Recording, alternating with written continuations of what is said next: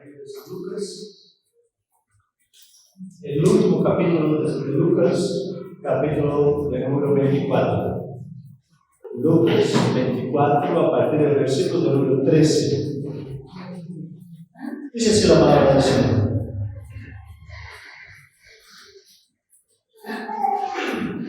Y aquí, dos de ellos iban el mismo día a una aldea llamada Emaús, que estaba a 60 estadios de Jerusalén. Y iban hablando entre sí de todas aquellas cosas que habían acontecido. Sucedió que mientras hablaban y discutían entre sí, Jesús mismo acercó y caminaba con ellos. Mas los ojos de ellos estaban velados para que no le conociesen. Oremos.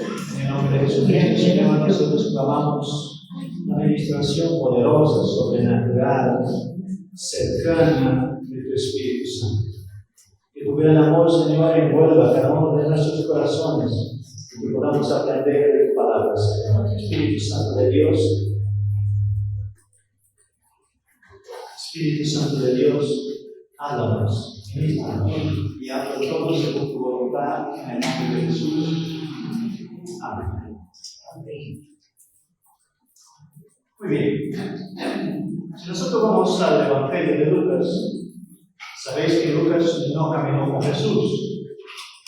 Lucas se convirtió después, y entonces en el propio libro de Lucas, en el capítulo 1, dice que él empezó una investigación para poner el relato del Evangelio, de su Evangelio, mantiene siendo en orden, es decir, en un orden cronológico. Es decir, si nosotros vamos a mirar los tiempos de los acontecimientos del ministerio de la vida de Jesús, quizá en Lucas sea el más cronológico, es decir, que está en el orden de los acontecimientos. Muy bien. Al final del Evangelio de Lucas, en el capítulo 24, Jesús ya había muerto, ya había pasado por la cruz, había resucitado al tercer día, se había presentado a algunas mujeres en el jardín del sepulcro, ¿no? Y ya había resucitado y había aparecido a algunos. Y aquí, en este momento específico, entonces vemos que Jesús se incorpora a una conversación de probablemente dos de sus discípulos o dos personas muy cercanas a su predicación. Dice que ellos iban hablando y discutiendo de todo lo que había pasado. Entonces ellos van hablando y van en un camino más o menos de 11 kilómetros. De donde salieron, de Jerusalén hasta Emaús. Que puede que sea el pueblo de uno de los dos, puede que allí te estuvieran conocidos, porque en realidad en algún momento invitan a Jesús a entrar en casa. No, la Biblia no es muy específica en ese sentido, simplemente hace el relato de lo más importante, que es el momento espiritual que están viviendo. Entonces, en esta circunstancia que vemos que ellos no reconocen a Jesús desde un primer momento. Es decir, Jesús está caminando con ellos, está hablando con ellos, está ministrando sus vidas, está haciendo preguntas y está teniendo una conversación con ellos, pero ellos no se dan cuenta de que es Jesús. Lo dice el texto, que en este momento sus ojos estaban velados, no reconocieron al Señor. Y aquí podemos ya entrar, ¿no? Y poder decir que Jesús camina con nosotros cada día, no en un camino de 11 kilómetros, sino en el trayecto de toda nuestra vida, y cada día de nuestras vidas, Jesús camina con nosotros. Y Él está con nosotros en el camino, y está hablándonos, y está ministrando nuestras vidas. Pero muchas veces, en algunas de las veces, nosotros no nos damos cuenta de que Jesús está hablando, de que Jesús nos está ministrando, de que estamos teniendo una conversación con el Señor, porque nuestros ojos de fe a veces también están velados. En esa circunstancia, ellos, si nosotros vamos a partir del versículo del número 17, yo he leído hasta el 16, 16, vemos que Jesús se incorpora y que Jesús empieza a hablar con ellos y les pregunta, ¿de qué habláis en el 17? ¿Qué platicáis? ¿O qué pláticas son estas que tenéis entre vosotros mientras camináis? ¿Y por qué estáis tristes? El propio Jesús reconoce que esos dos iban caminando, iban teniendo una conversación sobre los acontecimientos, y Jesús reconoce que los dos estaban tristes, estaban decepcionados, desilusionados, habían tenido una desilusión. Y ellos van hablando sobre eso. Dice el 18, respondiendo uno de ellos, que se llamaba Cleopas, le dijo, ¿eres tú el único forastero en Jerusalén que no has sabido las cosas que en ellas han acontecido en esos días? Entonces él le dijo, ¿qué cosas? Y ellos le dijeron, de Jesús Nazareno, que fue varón profeta, poderoso en obra y en palabra delante de Dios y de todo el pueblo. Entonces Jesús pregunta, ¿de qué estáis hablando? O mejor diciendo, ¿de quién estáis hablando? Y ellos están hablando de Jesús, pero en plan de tristeza. Jesús está caminando con ellos, Jesús les está hablando, Jesús les está ministrando, pero ellos están tristes. Y pregunto, ¿ese es el deseo de Dios para nuestras vidas? Cuando Jesús camina con nosotros y nosotros vamos por el camino de la vida y Jesús va con nosotros, el deseo de Dios es que vayamos tristes. ¿Sí o no? No, pues no. ¿Podemos tener momentos de tristeza? Sí, por supuesto, los tendremos, pero el deseo de Dios es que no vayamos tristes. Pero, si nosotros pudiéramos hacer un análisis teológico, por decir de alguna manera, ¿no?, de ese contexto, es un contexto muy tipológico del comportamiento humano. Es decir, en ese texto vemos cómo se comporta el ser humano cuando las cosas no salen como ellos esperaban. Eso nunca te ha pasado a ti, ¿verdad? Que las cosas salen de una manera diferente a la que tú esperabas. Todo siempre sale como tú esperas, ¿verdad? Creo que no. Por lo menos en mi vida no es así.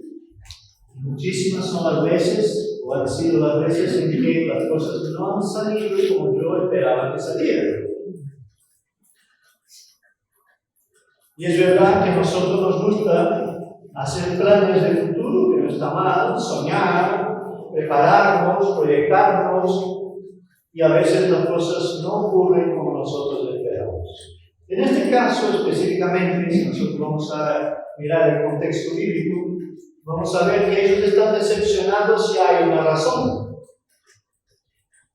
La razón es que los israelitas, los judíos, no estaban esperando a un Mesías con una misión eterna. Ellos estaban esperando a un Mesías más bien con una misión para la nación de Israel, para el pueblo de Israel y para su vida cotidiana y diaria. Es decir, su perspectiva no era hacia la eternidad, su perspectiva era hacia lo que le rodeaba. Ellos eran esclavos, estaban oprimidos, no eran esclavos, pero estaban oprimidos por los romanos, tenían un gobierno de otra nación sobre ellos, vivían una opresión, no estaban del todo libres y esperaban en el Mesías un hombre, un rey, como el rey David, por ejemplo, que unificara a la nación y liberara a ellos de todos los problemas que ellos tenían en este momento. A veces nosotros nos comportamos de la misma manera, ¿verdad? En vez de tener una perspectiva hacia la eternidad, nuestra perspectiva es muy inmediatista y casi siempre es una visión hacia lo que nos rodea y las circunstancias. Que no está mal, porque tampoco vamos nosotros a huir de los problemas, vamos a huir de las dificultades, o vamos a salir corriendo de la realidad que nos rodea. Pero sí que es verdad que nosotros debemos de aprender de este texto, que Jesús lo va a explicar, que nuestra visión tiene que ir más allá de las cosas de nuestro diario vivir. Porque si nosotros pensamos a nivel de eternidad y Jesús vuelve esta misma noche cuando nosotros estamos dormidos, todos nuestros problemas y todos nuestros proyectos se quedan. Y todo termina. Y tú puedes decir, pero Jesús no va a volver esta noche. ¿Me lo puedes garantizar? Ni yo ni nadie puede garantizar. Y menos aún poner fecha. Porque dijo Jesús que el día y la hora solo sabe el Padre. Entonces, basándonos en eso, si nosotros queremos tener una vida en paz, en alegría, una vida llena de esperanza, una vida que nos lleve de batalla en batalla, pero también de victoria en victoria, nosotros tenemos que comprender qué es lo que está pasando con esos dos hombres y Jesús con ellos, y qué tiene que ver eso con tu vida, mi vida, tus problemas, mis problemas, las circunstancias de la vida de cada uno. Entonces, la pregunta es, ¿qué hago yo cuando las cosas no salen como yo esperaba? Ellos tenían la visión de un Mesías como rey, un general, un guerrero, un libertador, pero Jesús no vino en esta condición. De hecho, fue condenado, crucificado, murió, lo metieron en un sepulcro y para la gran mayoría de ellos todo se había terminado. ¿Cuántas veces a lo largo del tiempo de nuestras vidas, de las circunstancias de nuestro diario vivir, nosotros pasamos lo mismo? Y creemos que es el fin, que es el final, que todo se acaba, que todo termina, pero no es así. Entonces, en el versículo 20,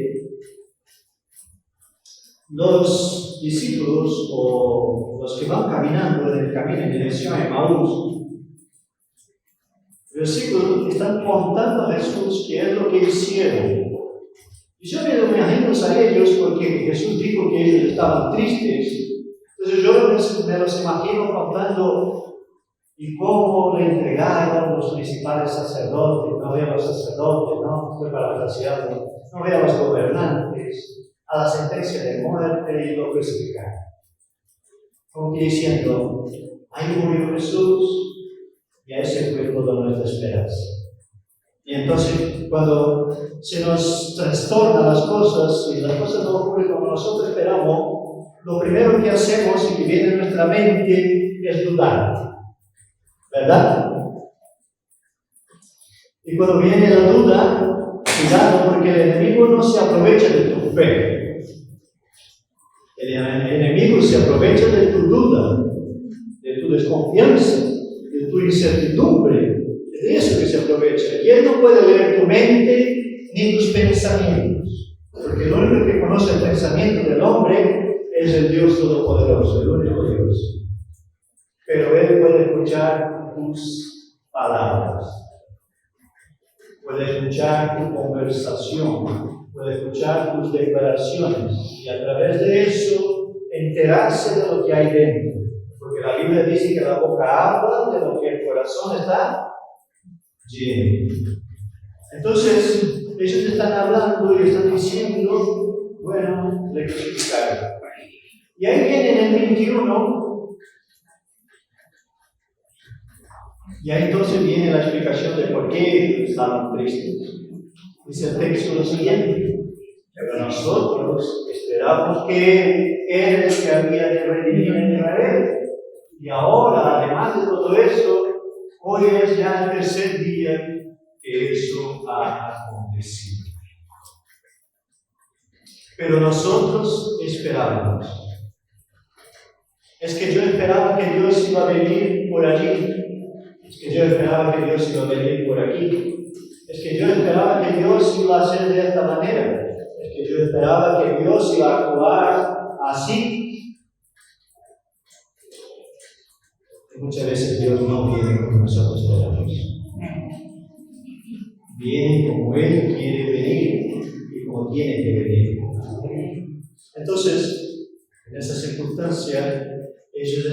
haciendo un relato a Jesús de por qué están tristes. Es decir, nosotros creíamos que este era el Mesías, pero se ha muerto.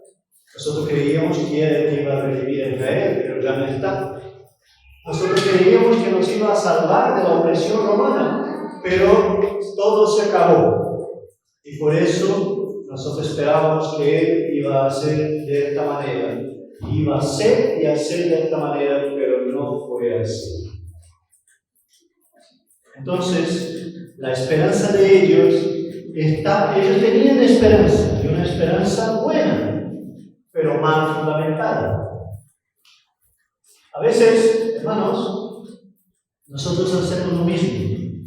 Tenemos una esperanza buena, pero mal fundamentada.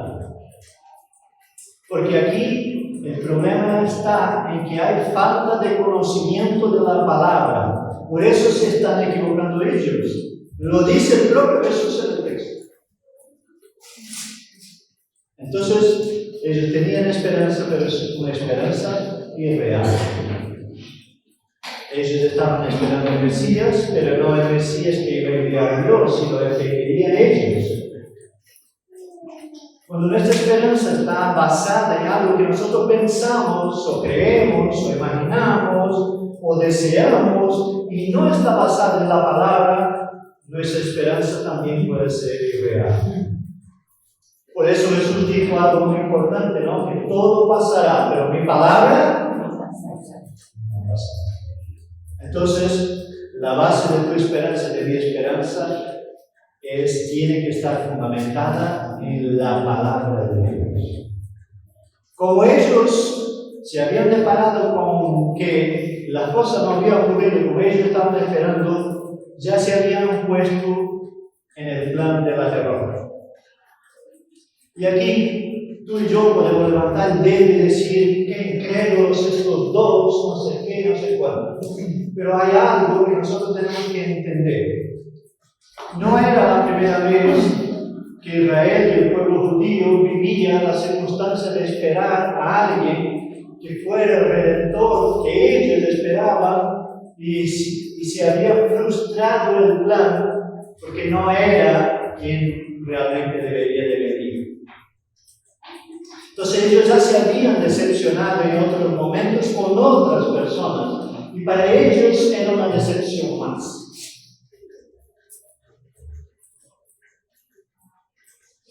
Qué duras son las decepciones, ¿no? Pero entonces vemos que Jesús sigue hablando con ellos. Y en el versículo 22, mira que ellos tienen una información privilegiada. El versículo 22 del capítulo 24 va a decir lo siguiente: aunque también nos han asombrado unas mujeres de entre nosotros, las que antes del día fueron al sepulcro, y como no hallaron su cuerpo, vinieron diciendo que también habían visto visión de ángeles, quienes dijeron que él vive. Y fueron algunos de los nuestros al sepulcro, y hallaron así como las mujeres habían dicho, pero a él no le vieron.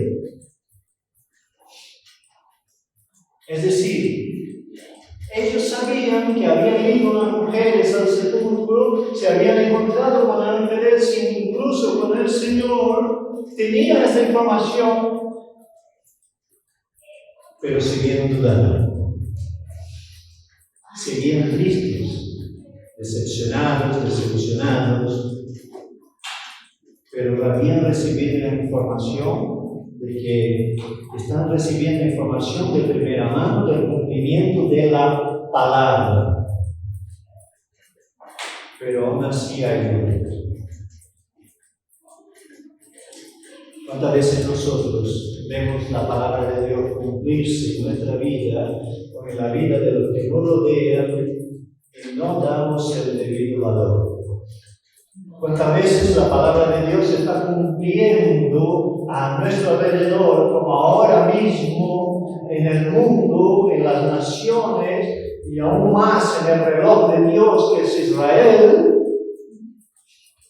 y no nos fijamos debidamente en lo que está ocurriendo? Es una guerra más en el Medio Oriente, es una batalla más, es un conflicto más, es un problema más del mundo. Yo no voy a decir aquí que mañana van a pasar cosas, no. Pero una cosa la tengo clara, que la palabra de Dios se está cumpliendo delante de nuestros ojos, delante de nuestras vistas, cada día. No solo en Israel, sino en muchas circunstancias y muchas cosas que están pasando, y a veces no nos despertamos con el debido valor. Tenemos que estar despiertos. Ellos habían escuchado un relato, un testimonio de sus compañeros de fe, pero aún así estaban tristes y estaban dudando.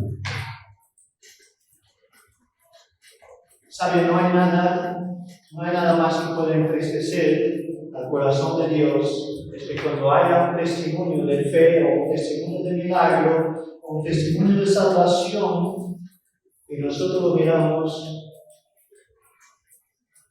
y no lo valoramos lo suficiente.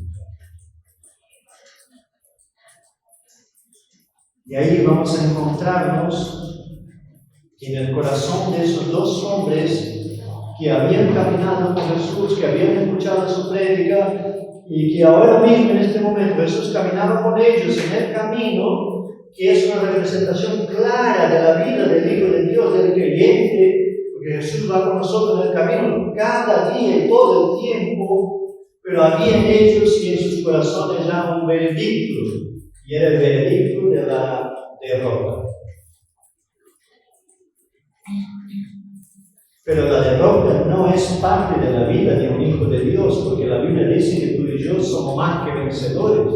Aunque la vida puede ser muy dura, que las circunstancias muy difíciles, pero Dios, a quien nosotros creemos, sigue estando en el control de tu vida, de mi vida y de su iglesia.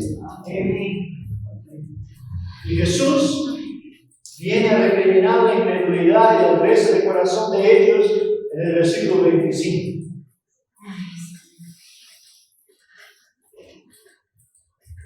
Y les llama de guapos.